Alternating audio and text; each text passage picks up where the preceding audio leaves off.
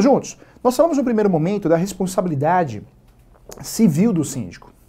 Falamos muita coisa, né? Até as teses. Professor, como que eu faço para conseguir condenar um condomínio, um síndico, para que ele pague indenização? Basta você provar o nexo de causalidade e o dano efetivo, ok? Como que eu faço para que o síndico não seja condenado numa ação civil, uma ação de responsabilidade civil, a famosa perdas e danos? Basta você advogado, você síndico, focar numa defesa onde consiga provar que não ocorreu o nexo de causalidade e nem o dano efetivo. Nós já demos no bloco anterior exemplos disso, né? O shampoo não tem nada a ver com o síndico, com o condomínio, tem a ver com o morador, tá? Legal. Tratamos então da responsabilidade civil, que é dinheiro. Responsabilidade civil é dinheiro. Perdas e danos é dinheiro, né? Seja dano moral ou dano material. Dano material que é dividido em lucros cessantes e danos emergentes. Aquilo que eu gastei e aquilo que eu deixei de ganhar. Correto? Vamos juntos agora caminhar. Eu quero falar sobre a responsabilidade trabalhista. Você sabe que responsabilidade trabalhista também é algo problemático em relação ao condomínio, em relação ao síndico. Cuidado, síndico!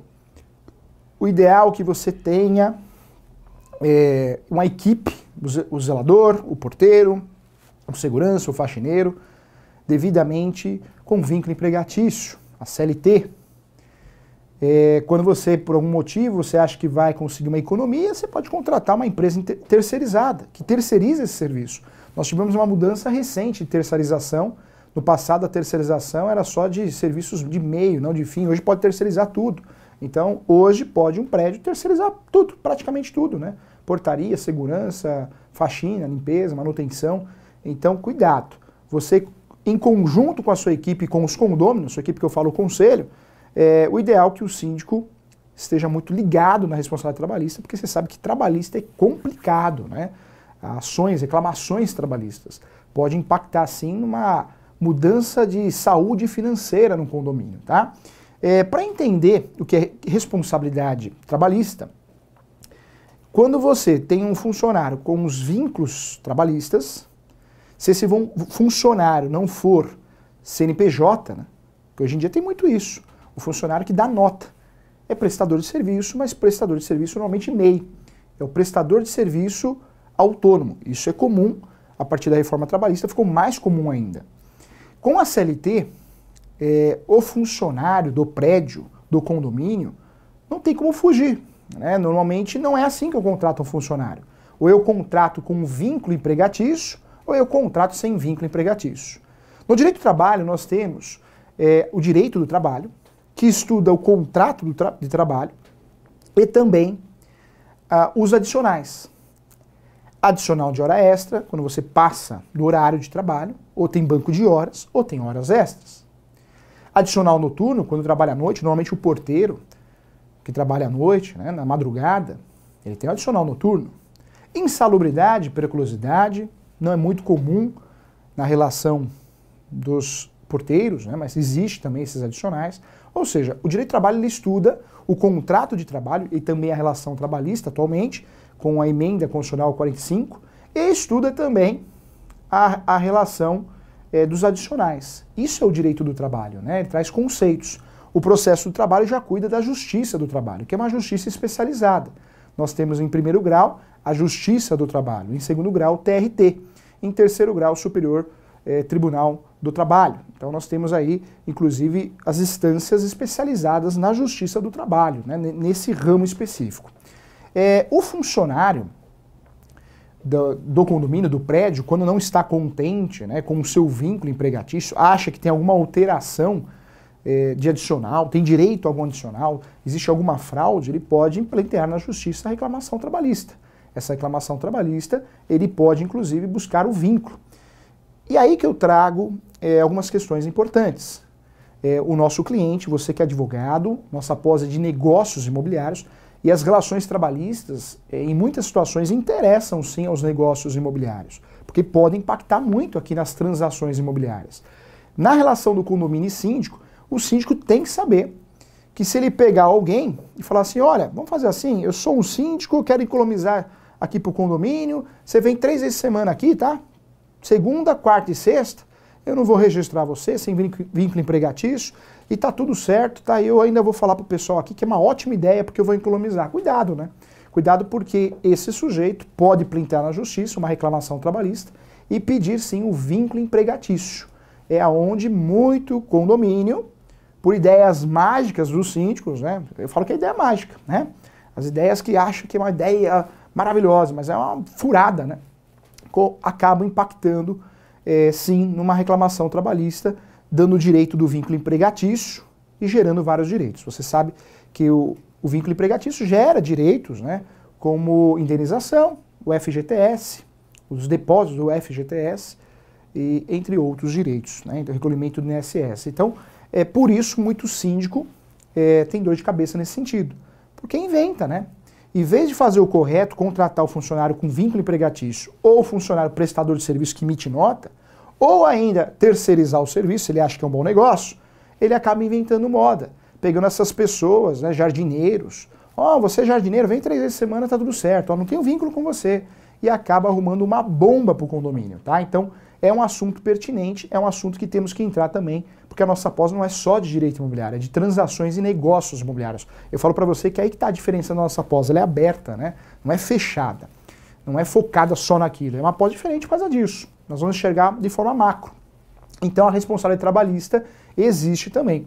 O síndico, o condomínio, além da responsabilidade civil, que tem, nós já conversamos, o que é dinheiro, perdas e danos, ele tem a responsabilidade trabalhista, né? Trabalhista também é uma responsabilidade levantada em questão aqui, no sentido onde certamente você vai poder fazer uma defesa, se você é advogado do condomínio, vai aparecer, porque muitos síndicos mal orientados, eles acabam contratando, né, essas pessoas com um contrato não devidamente regular, ou não ficou bem conversado, e aí gera uma ação realmente trabalhista, a responsabilidade em virtude do vínculo trabalhista. Então, o síndico, quem lida com o mercado imobiliário, precisa saber que isso existe. E isso vai impactar numa ação trabalhista, a ação trabalhista chama reclamação trabalhista. Se tiver condenação, né, o reclamante é o autor, reclamado o réu, vai existir o cumprimento de sentença, a fase de execução trabalhista. É aí que no direito imobiliário, nas transações de compra e venda, locação, nós tiramos 2 certidões, né? Lembra aquela certidão que nós conversamos aqui, a certidão de ações trabalhistas? O objetivo da certidão de ações trabalhistas, qual que é? O grande objetivo da certidão de ações trabalhistas, certamente, provar que existe uma ação trabalhista em andamento, uma reclamação trabalhista em andamento.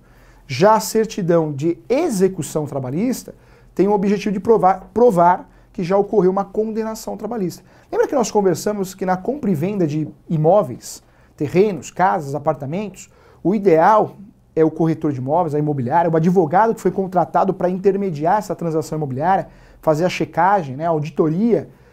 O ideal não é solicitar a certidão trabalhista de ações e a certidão trabalhista de execuções. São 2 certidões. Muitos profissionais esquecem que são 2 certidões e acabam solicitando uma. Só de ações trabalhistas ou só de execuções trabalhistas. Isso é muito ruim, muito errado. Porque vai, sim, impactar num erro, né? Então, as certidões trabalhistas, cuidado, hein? Sempre que você pensar, opa, eu preciso fazer uma verificação na Justiça do Trabalho. Eu advogado, eu corretor, eu síndico, eu dono de imobiliária, eu investidor. Cuidado. A grande pegadinha, já valeu o encontro aqui. A grande pegadinha está onde? São 2 certidões, não é uma só. Engraçado que quando você solicita uma certidão de distribuição civil ou criminal, na esfera estadual ou na esfera federal, normalmente você já acha as ações distribuídas antes da sentença e após a sentença. As certidões de distribuições cíveis e criminais da esfera estadual, da Justiça Comum, e da esfera federal, da Justiça Comum, é uma certidão que você consegue achar tudo, qualquer processo, em fase de conhecimento ou em fase de execução. Uma certidão que resolve. Agora, na trabalhista sempre tem pegadinha, né? É um ramo diferente, né? É um ramo que tem outros conceitos, outras regras, então começa aí. Né? Quando você pensa em certidão, atenção aqui, corretor, atenção aqui, advogado, vamos lá, não vamos errar, investidor. Toda vez que você pense na trabalhista, cuidado, são 2 certidões. Se você solicita só uma, em vez de 2, você vai ter dor de cabeça. a apuração, o dossiê, né, não foi bem feito. A consultoria não foi bem prestada. Pode o corretor de imóveis, pode a imobiliária, pode o advogado sofrer uma responsabilidade civil se acontecer a perda do bem, né? Perdeu o bem. Você deu aval, você advogado, foi contratado, você corretor imobiliário foi contratado para intermediar, para dar proteção entre as partes, comprador e vendedor. Vamos dizer que esse negócio vá a leilão, gere a nulidade da transação, da compra e venda, vai sobrar para você. Hoje em dia, o leigo não é mais bobo, né, gente? Eu costumo dizer que o leigo ele tem muitas informações. O YouTube trouxe várias informações. A internet, o Google, o jornal. Hoje em dia a gente fala leigo, mas o leigo não é mais leigo igual do passado.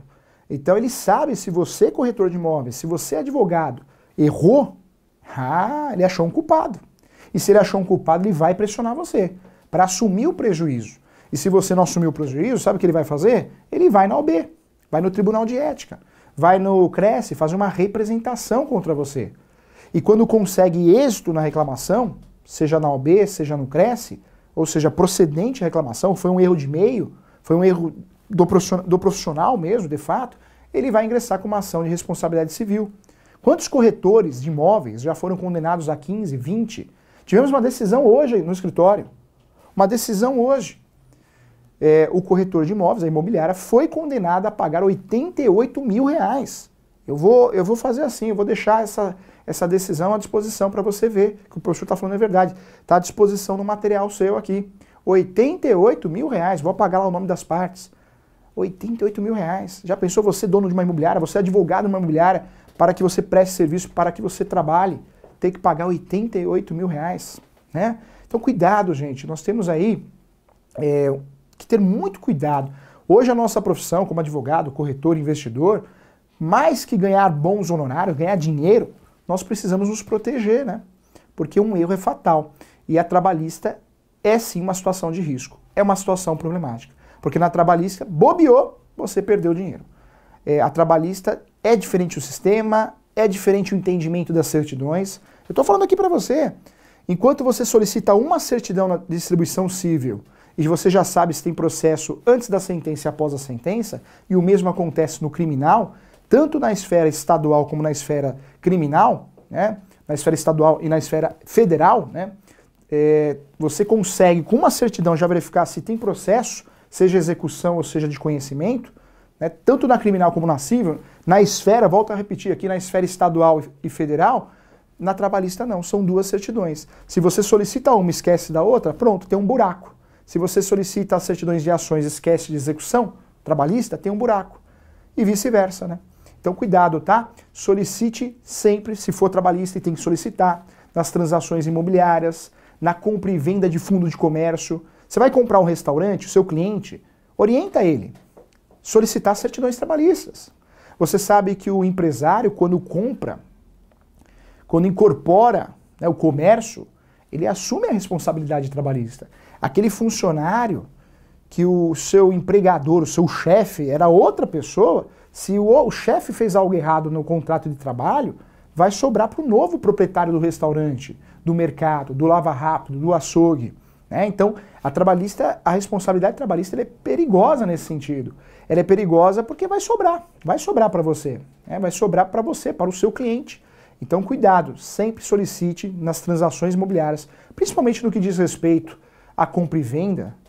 Compra e venda. A locação, muitas vezes, dá até para a gente abortar a missão, né? Não precisaria solicitar essa certidão, só se você achar que realmente deve solicitar por alguma questão.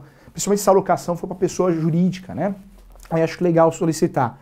Mas a locação não existe essa necessidade, só se por algum motivo subjetivo você acha que tem que solicitar. Já na compra e venda, você tem que solicitar, né? Seja compra e venda de apartamento, casa, terreno, imóvel rural, imóvel urbano, tem que solicitar a certidão de distribuição trabalhista, que tem outro nome, né? Não é distribuição, é certidão de ações trabalhistas. Certidão de ações trabalhistas. E a segunda certidão, como nós já falamos, é a certidão de execuções trabalhistas. Então, professor, compra e venda, precisa solicitar a certidão trabalhista? Muito. Para evitar fraude à execução, para evitar nulidade, para evitar a desconsideração da personalidade jurídica, para evitar dor de cabeça. Quando você solicita certidões trabalhistas numa transação de compra e venda de imóveis, você está protegendo o comprador e o vendedor e você mesmo. Você corretor, você advogado. Não pode esquecer de solicitar essa certidão, hein? É muito importante. Lembra você que essa certidão é fundamental. Se você errar, se você solicitar uma certidão só, vamos dizer que você solicitou só de distribuições ou só de execuções trabalhistas, e der errado o negócio em virtude de um processo trabalhista, sobrou para você. Se o cliente quiser processar você, ele pode processar e normalmente, provavelmente, ele vai ganhar a ação de responsabilidade civil, com facilidade, tá? Sem falar se ele quiser fazer uma reclamação de você na OB ou no Cresce, né? É fato, é real. Então, muito cuidado com isso, ok? Vamos bater um papo, vamos marcar isso no caderno, lá no notebook, na cabeça, na mente, porque é realidade, né, gente? É dor de cabeça de fato, tá bom? Olha só, outra dica que eu quero dar também então, oriente o síndico jamais contratar um funcionário sem um vínculo devido, um contrato de trabalho, um vínculo empregatício, ou que seja terceirizado, ou que seja prestador de serviço MEI, né, que ele seja prestador de serviço de nota fiscal. Mas faça a coisa certa, tá? Porque senão vai ter dor de cabeça o seu cliente, o síndico e o condomínio. Vamos lá, o vínculo empregatício no Brasil, como que eu provo esse vínculo empregatício? Como que o trabalhador consegue provar, né, na justiça, principalmente no que diz respeito ao condomínio e ao síndico. É onde o síndico assume a responsabilidade trabalhista. Nós temos aqui alguns requisitos. Então vamos lá, vamos tratar do primeiro aqui, ó. O primeiro requisito é a subordinação. Subordinação. Subordinação quer dizer que o síndico, ele comanda, não comanda? O síndico não tem o poder de gestão? O síndico tem o poder de gestão, de gestor. Então ele vai falar pro porteiro, porteiro, faz um favor para mim, vai lá pegar as cartas. Ó, porteiro, entrega esse edital aqui, essa ata da assembleia, coloca embaixo de todas as portas, tá? Vai andar por andar e faz isso. Pronto. Subordinação, tá? Subordinação é fácil. O síndico, quando tem uma equipe lá no prédio, seja o porteiro, seja o segurança, o porteiro é subordinado ao síndico. Então é fácil de provar a subordinação, tá? É o primeiro requisito trabalhista do vínculo empregatício, do vínculo trabalhista, ok? Subordinação. Lembrando que é fácil de provar a subordinação. Segundo requisito, a pessoalidade, né, gente? Isso acontece muito. O porteiro, o jardineiro, não vai todo dia. Mas ele vai 3 vezes por semana, ele vai 2 vezes por semana. Pronto, pessoalidade, porque tem que ser ele, tem que ser ele. Eu quero mandar meu filho que ele também corta bem aqui a grama, o jardim. Não, não, quero você, eu gosto do seu serviço. Pessoalidade. Pessoalidade tem que ser você, não é isso? E normalmente isso o síndico não enxerga, o advogado não enxerga para orientar o síndico, para orientar os condôminos, o conselho, e é mais um requisito a favor de quem faz uma ação trabalhista, a pessoalidade. Então o ideal é que esse jardineiro vá numa semana, na outra já não vai, uma hora ele manda o filho, uma hora vai ele, uma hora ele manda o companheiro, o colega, mas toda vez que for ele, com habitualidade, pronto, é requisito trabalhista, tá? Vamos lá, outro requisito, a continuidade, hein, gente? Continuidade, que é o que eu falei, né? Toda hora, é um serviço contínuo, não é de vez em quando, uma vez por ano, 2 vezes por ano, é toda semana, ou seja, gera continuidade. Outro requisito, imparcialidade também. Imparcialidade é um requisito também a ser levado em consideração, né? Quando eu falo imparcialidade, o empregador, ele comanda, subordinação, mas o empregado também assume os riscos, né? Então também tem esse detalhe. E aí também é horário de trabalho, sempre o mesmo horário, salário, então isso prova com facilidade. Então são os requisitos, né, gente, que prova aí com facilidade o vínculo empregatício. Então, normalmente, esses vínculos que vão dar aí o direito do reclamante pleitear na justiça e ganhar o vínculo empregatício, tá? Alguns doutrinadores classificam desta forma aqui, eu gosto muito, tá? Acho que é a classificação mais utilizada, ó. Então anota aí. Nós temos o vínculo, então, cadê? Onerosidade, na verdade sempre vai receber, esse funcionário sempre vai receber salário. Não eventualidade, toda vez por semana, 1, 2, 3, né? Não eventualidade. Subordinação, que nós já tínhamos falado sobre isso, né? E também a pessoalidade, tá? Então, a maioria dos doutrinadores no Brasil, em relação ao direito do trabalho, classifica subordinação, onerosidade, não eventualidade e pessoalidade. São os requisitos que vão provar a relação empregatícia. E por mais que quem não goste de direito do trabalho, processo do trabalho, não atue nessa área, eu costumo dizer que o direito imobiliário nos obriga, né? Nos obriga a ter noção de muitas coisas, né? Muitos negócios. Não dá para atuar no direito imobiliário se eu não tenho conhecimento em direito consumidor. Não dá para atuar no direito imobiliário se eu não tenho conhecimento em direito penal. Eu preciso saber o que é um crime de esbulho possessório. É invasão. Inclusive é o único crime que existe, né? Nós vamos estudar aqui. Ou seja, de fato, eu preciso no direito imobiliário, se eu quero atuar com qualidade, a alta performance da advocacia, eu preciso ter conhecimento em outros ramos e principalmente, né, em outros temas, né, outras profissões. Por isso o direito imobiliário acho que é apaixonante, né, gente? O direito imobiliário, as transações, os negócios imobiliários, porque não adianta você ser tapado só aquilo, eu sei tudo da lei do inquilinato. Não, você tem que saber tudo da lei do inquilinato, mas você tem que ter noções de responsabilidade civil, de perícia, porque o juiz marca uma perícia para provar que se a responsabilidade é do inquilino, né, do locatário, ou do locador ou proprietário. Por quê? Se o perito apontar uma coisa ou outra, o que vai acontecer no processo? Então nós temos que ter um conhecimento macro, e aí que surge a responsabilidade civil, tá? Outro detalhe que eu queria tratar com você, que também é algo que você tem que orientar o seu cliente, no que diz respeito à responsabilidade trabalhista do síndico e do condomínio, é o assédio moral, né, gente? Muito síndico, não muitos, vamos generalizar, claro, mas muitos, né, acredito que é dono do prédio. Então humilha o funcionário. Eu tive um processo aqui no escritório porque o síndico humilhava na frente de todo mundo, o porteiro. Você é porteiro, tá? Então fica quieto aí. Desse jeito. Tá louco, né? É complicado, é um desvio de caráter, né? Humilhava realmente os funcionários na frente de todo mundo. O que aconteceu? No primeiro mandato, engraçado que ele conseguiu a reeleição, não teve processo.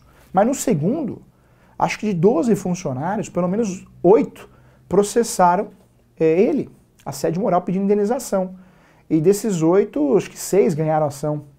Ou seja, muito síndico acha que é dono do prédio e abusa aí do jeito de falar, né? Então, você que é advogado, você que é corretor, né? Você que é do ramo do direito imobiliário, do direito condominial, bate um papo com o síndico.